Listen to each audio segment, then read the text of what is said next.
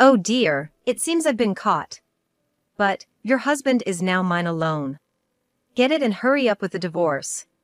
I, who had stumbled upon my younger sister, Mariana, and my husband, Steve, in an affair, confronted my sister resolutely despite being shaken. However, my husband was adamant about divorcing and left home with my sister. I decided not to mix personal issues with work, but since the president of the company where I work is my father-in-law, it didn't take long for him to notice something was wrong. When I opened up about everything, he was furious with my husband's actions and planned revenge. Yet, 2 years later, my father-in-law passed away. Enter my ex-husband and sister, smugly arriving for the inheritance, but my father-in-law's revenge plan triggered an unbelievable outcome. When I was over 30, the president of the company I worked for took a liking to me and arranged a meeting with his son. Initially, I refused, but the president was very fond of my work and character, and insisted that I marry his son. He even said it was okay to refuse if I didn't like him, so I agreed to the meeting to honor the president. Meeting him, I was drawn to his bright, pure, straightforward nature, incapable of lying. After a few dates, we decided to get married. 5 years have passed since then, and I'm in my late 30s. I feel like these next few years are crucial if we're going to have children. But my husband says there's no need to rush, a childless life together isn't bad either. His easygoing nature, along with our flexible approach to marriage, lessened my sense of obligation to have children. Instead, we cherished each other and led a happy married life. My husband is an only child, but I have a younger sister, Mariana, who is 10 years younger. With such an age gap, I often felt more motherly towards her. I prefer a stable and modest lifestyle, while Mariana is the opposite, living for the moment and not worrying about the future. This mindset is fine as a student, but questionable as an adult. I once bluntly told her she needs to take responsibility for her life, especially as our parents age. Naturally, this caused a rift between us. My sisters and I weren't on good terms even before that, so needless to say, that argument caused us to grow further apart. Mariana's flashy lifestyle and like-minded friends used to disrupt our family home. Eventually, I moved out and started living alone. Later, I met my husband, Steve, through an arranged meeting. Despite being in her late 20s, Mariana was still living a carefree life. When I moved into my new home with Steve, Mariana started visiting frequently. Initially hesitant, she soon became a regular, to the point of overstaying her welcome. I tolerated her visits, not wanting to strain my marriage. I didn't want to spoil our relationship between husband and wife by making a lot of comments. Steve often sided with Mariana, even when I knew she was being unreasonable. I wanted Steve to be on my side. One day, 5 years into our marriage, Mariana unexpectedly visited on a weekday night. She usually visited on weekends, likely because Steve spoiled her. Of course, my husband pampers her, so that's what she's aiming for. Concerned, I asked why she came. Mariana had a big fight with our parents and left home. She didn't want to return, claiming they interfered with her life. I intended to support her ambitions, thinking our parents opposed them. But the truth was different. Approaching 30, Mariana still doesn't have a steady job and won't contribute to living expenses. When our parents asked her to at least help around the house since she can't pay, they ended up arguing. They want me to convince Mariana to come back home. They know she won't listen to me, though. Probably, they're hoping my husband Steve could persuade her. When Steve returned, I urged Mariana to go back and talk to our parents. But my sister doesn't want to go home and complains that she wants to stay here for a while. She refused, pleading with Steve instead. It seemed she was more interested in persuading my husband than me. If you say so, Steve, my sister will listen. After all, it's your house, right? You have the say here, don't you? Sure, the house is in Steve's name, but I contribute to the living expenses too. I thought it was unfair to rely solely on Steve's decision. Steve knows I pay part of the bills. I trusted him not to make a decision alone and waited for his response. But my hopes were dashed in an instant. Sure, let's live together. He casually agreed to Mariana moving in. Mariana and Steve seemed to have similar tastes, getting friendlier every time they met, making me feel almost jealous of their closeness. Mariana knew how to charm Steve and keep him in a good mood. I never made Steve angry, but his expression was clearly different when Mariana was around. Mariana quit her part-time job soon after moving in, claiming it was too hard to commute from our house. She said she'd look for something nearby, but there was no sign she was even trying. Instead, she dumped all the housework on me when I got home from my full-time job. You're home all day, so you should handle the housework, right? I'm tired from job hunting. Besides, I'm taking care of Steve, so it's only natural for you, who has more free time, to do the housework. Mariana was like a doting new wife, taking care of Steve. Welcome home, Steve. Shower first or beer? Dinner's not ready yet. My sister has been slow. She knew there was no bathroom cleaned or cold beer ready, yet she said that. Then she'd call me an incompetent wife. Steve didn't help, just laughing at our exchanges. You sisters get along so well. How can anyone think we're getting along when Mariana is clearly dissing me? How do you think we're good friends? I was boiling inside. But I didn't lash out at Steve or Mariana because I didn't want to ruin my marriage. I still had some faith in Steve, thinking he just wanted to be on Mariana's side because he felt sorry for her. Then, my father-in-law fell ill and was hospitalized. As a manager, I was informed, so there were quite a few employees visiting him. The hospital provided complete nursing, so there was no need for family to be constantly there. Still, I visited him every day after work, staying until the end of visiting hours. He worried if I was too busy with work and home. Despite his own health issues, he was such a kind person. But Steve didn't visit, claiming he was too busy with work.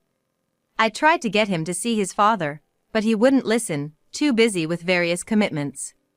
One of which was going out with Mariana. I begged him to stop by, even for a little while, but it was no use. If you're so concerned, you take care of Dad. As if I wasn't already. Feeling guilty for not getting Steve to visit, I spent even more time taking care of my father-in-law. This meant Steve and Mariana spent more time alone at home. They grew closer while I was away. Even when I was home, they were always together, acting like a couple or newlyweds, especially when Steve took Mariana to the new mall. And yet, I couldn't ask Steve to stop being so close with Mariana.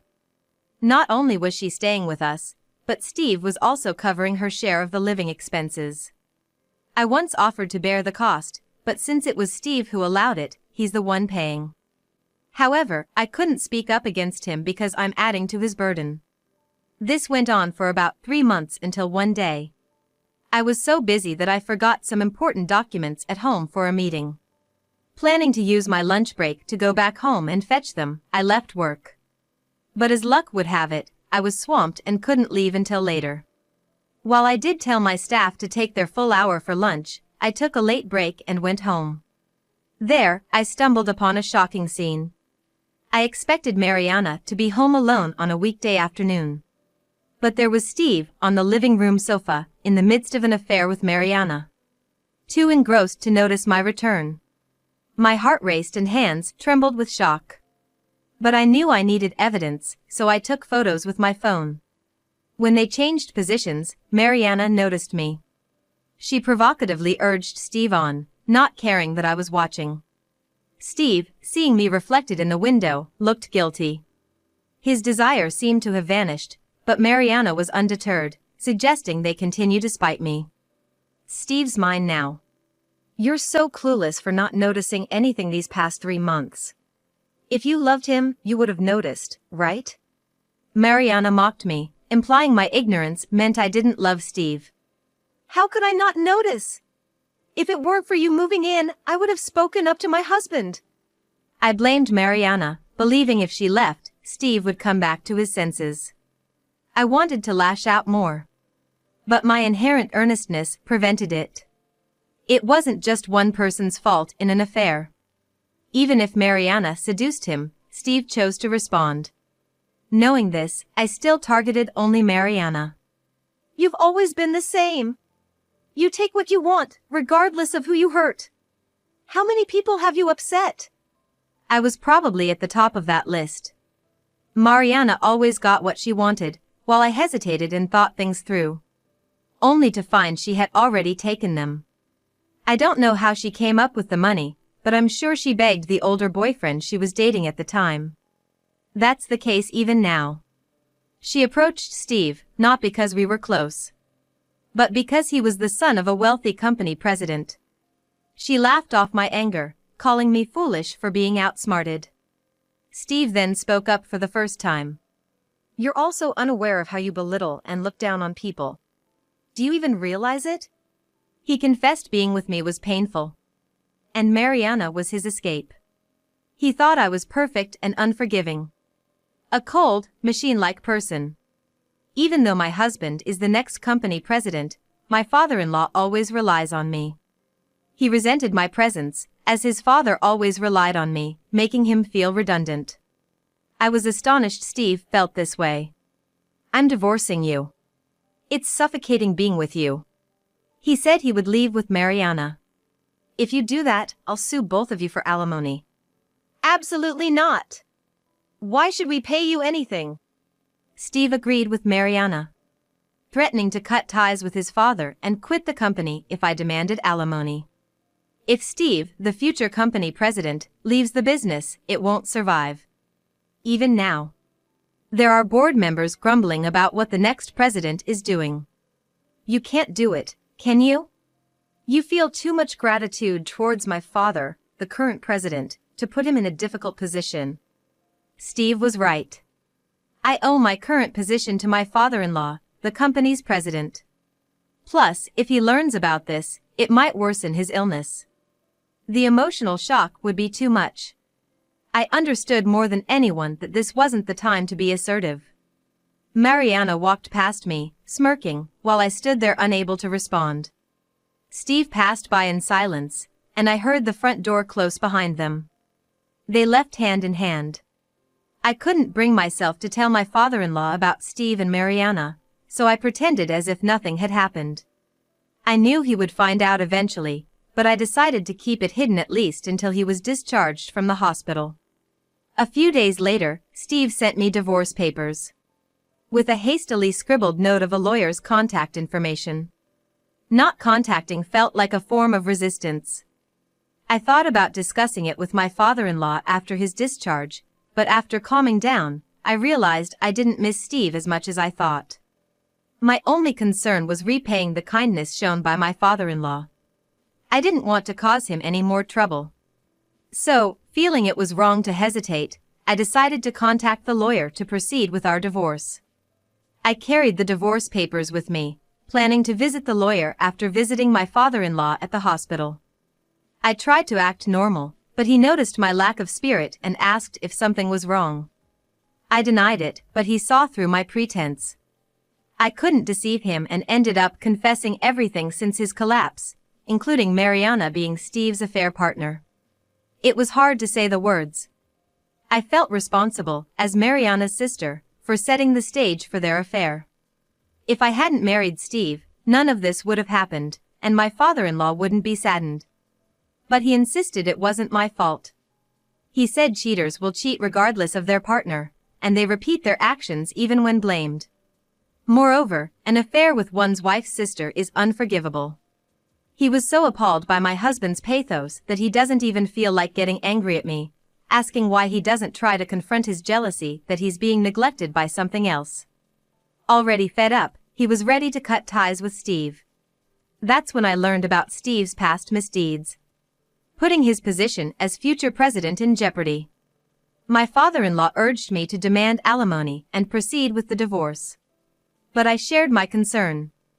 If I demanded alimony, Steve threatened to cut ties with his father and quit the company. Cut ties with me? Leave the company? I'd rather declare it myself.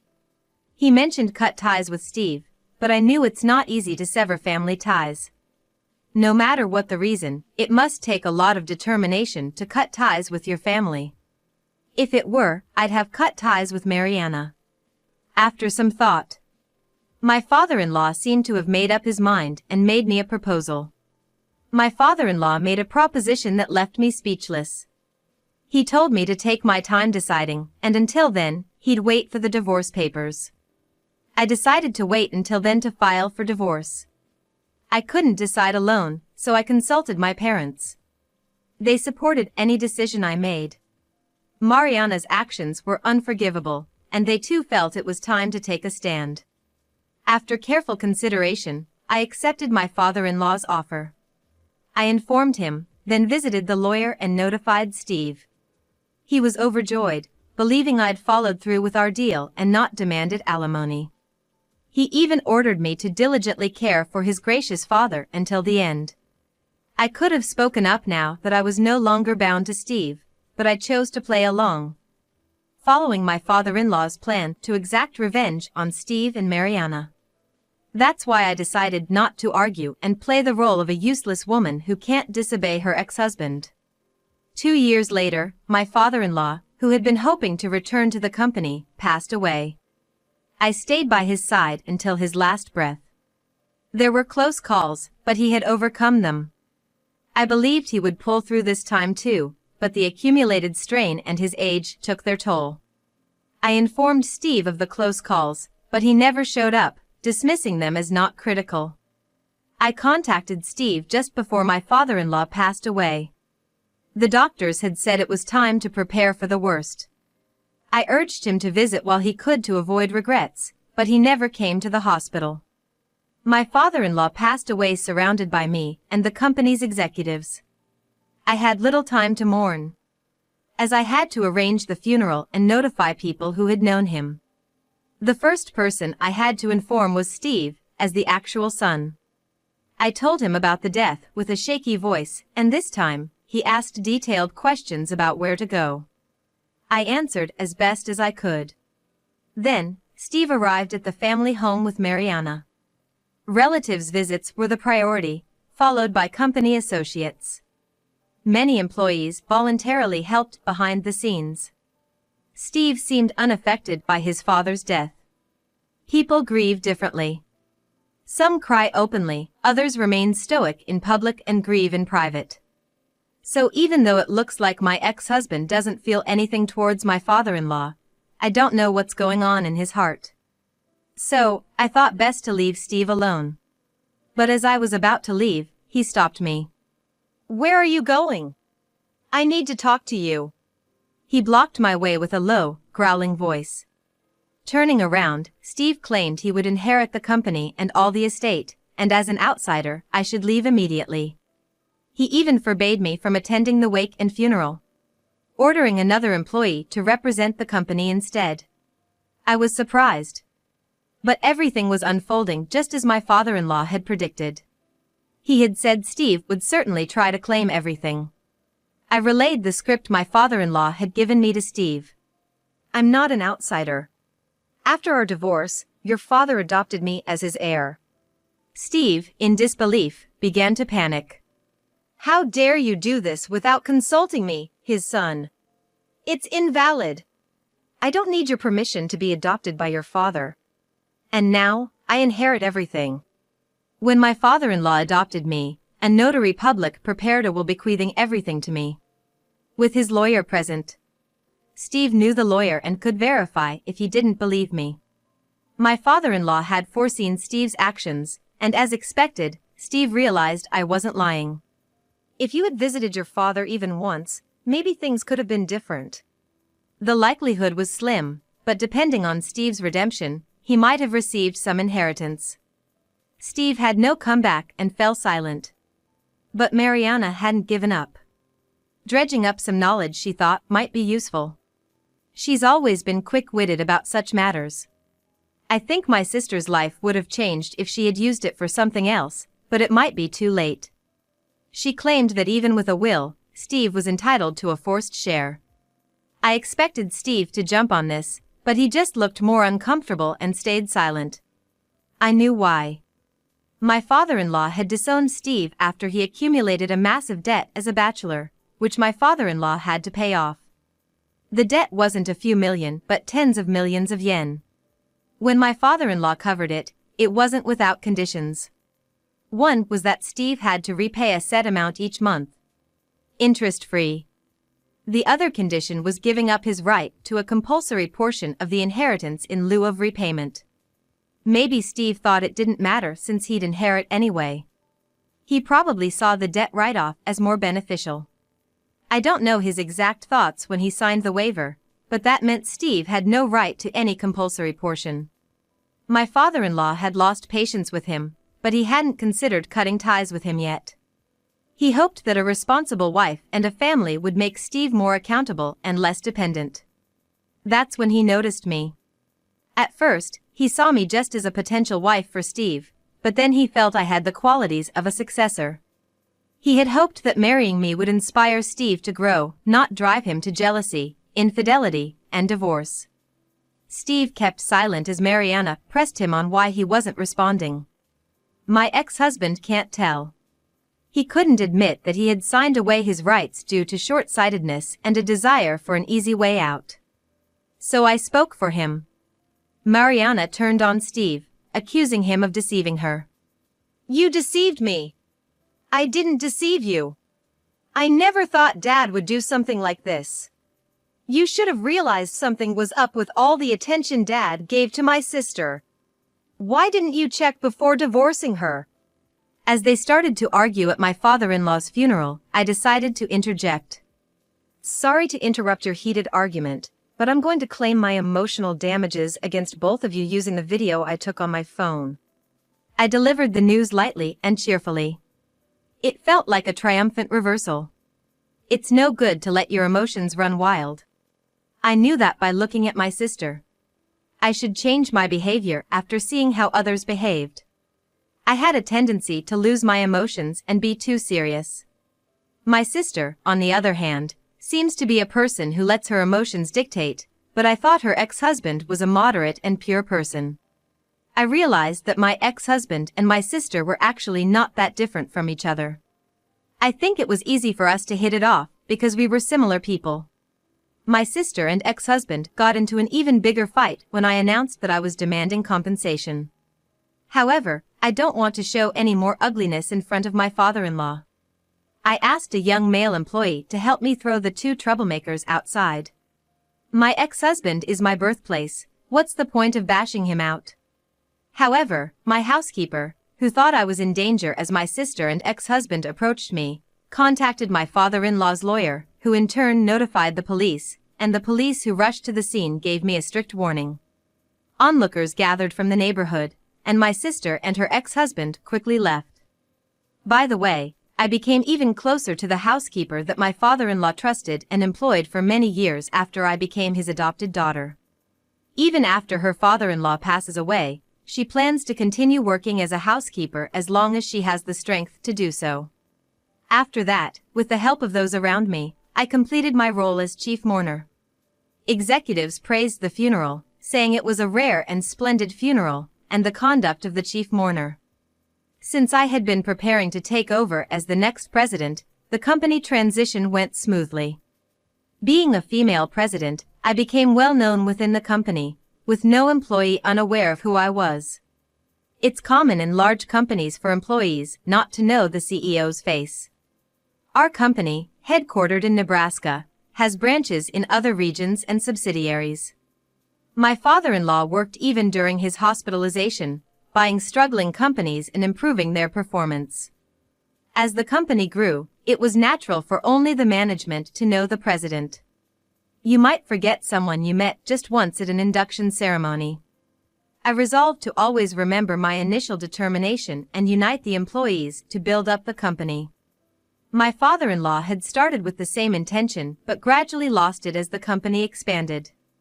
When I was uncertain, my father-in-law always told me to go back to the basics and to listen to others' opinions but make decisions responsibly. He taught me many lessons from his successes and failures. Based on these, the first thing I did as president was to reorganize the staff. Though I only fired one person. Steve, who believed he would be the future president, had been misusing company funds. Even as president, the company's money isn't personal funds. He didn't even understand that basic principle. No matter how dire the circumstances, using company funds is absolutely unacceptable. However, I didn't want to dismiss someone without hearing their side, even if their reasons were trivial. It's better than acting rashly and dealing with complications later. Steve's excuse was pathetically inadequate. He wanted to live a luxurious life with Mariana. Apparently, he indulges every whim of hers.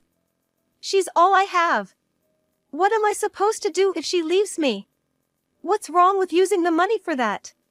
He didn't even see the embezzlement as wrong, so I fired him without any sympathy. After that, Steve and Mariana had to work tirelessly every day to pay back what they embezzled and the damages to me. Mariana, who had always been carefree, was now doing grimy manual labor at 30. Initially, she complained about her nails and getting tanned, but now she's too exhausted to complain under her strict boss. Steve, once praised as the next president, now gets reprimanded even by new employees. Hey janitor, make sure to throw out the trash properly. By chance, his job at a cleaning company ended up being at his former workplace. It was lucky for me, as I could monitor their repayment.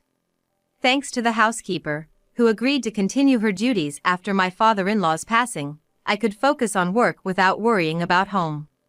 My current goal is further expansion and international outreach. While I may not have been suited for marriage, finding a fulfilling job has made this the most rewarding time of my life.